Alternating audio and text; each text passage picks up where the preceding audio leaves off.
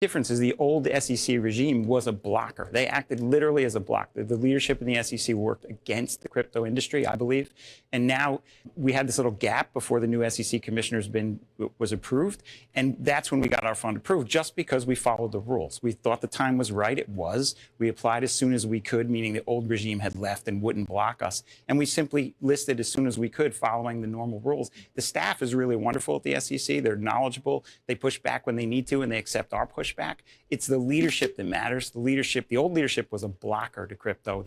I'd like to talk with this Sam guy. I'm going to reach out and see if he will come talk to me about it. All right, so we played this clip already. There's also this clip, I believe. Let me play this. Use case that you mentioned, because a lot of folks watching probably would have the reaction, the only use case for Ripple and some of these other tokens out there is speculations. Okay, everyone take a deep breath.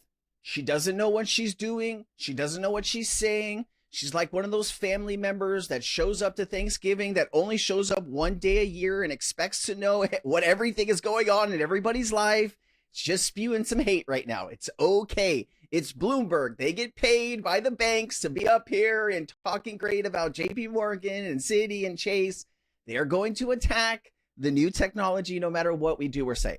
So what is the actual use case of XRP? Okay, so XRP, that's absolutely not the case. You can speculate in it because it's out there and trading. But XRP, they started Ripple, and I'm not going to speak for them, okay? But they started Ripple to facilitate transactions, moving money around, okay? But now it's literally helping tokenize everything. As they develop their level 2 build out, they are really going to tokenize everything. They've just bought a broker-dealer clearing member, as you may know, and I think that's the first step toward integrating traditional finance with DeFi. And I'm telling you, this is going to be a breakthrough. It is a breakthrough, but it'll happen slower than people think. Okay. Man, that was a great answer.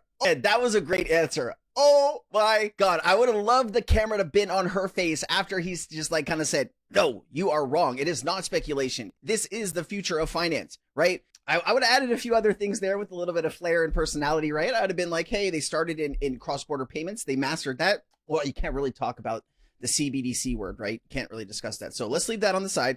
Ripple. Also, stablecoin technology. That's a vital piece that was missed right here, right? Anyways, really good job by this gentleman. If you guys are liking the content today, please give me a... Ripple's a company of really professional people working really hard on this. That's why we chose XRP. Hell yeah. We believe in XRP. We're not making a price prediction, but we do believe it's a coin that will have the most utility out there. Bitcoin is a store of value. I agree with Mike McGlone, but I think that XRP has a true use case. There's just no doubt about it. And the Ripple team, from the interaction we've had with them, they're really professional. They act like investment bankers over there. They know what they're doing, and they will make this work. Man, 77 million traded on the XRPL in a 5-minute window. This is something that I don't hear Trump's kids or anybody pushing Bitcoin talking about. The Bitcoin network is fucking dead. It is so dead.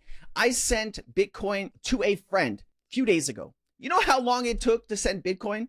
It took over an hour to send Bitcoin. I was like, oh my God, should I have gone down to the bank and try to use Swift GPI instead? I mean, it was terrible.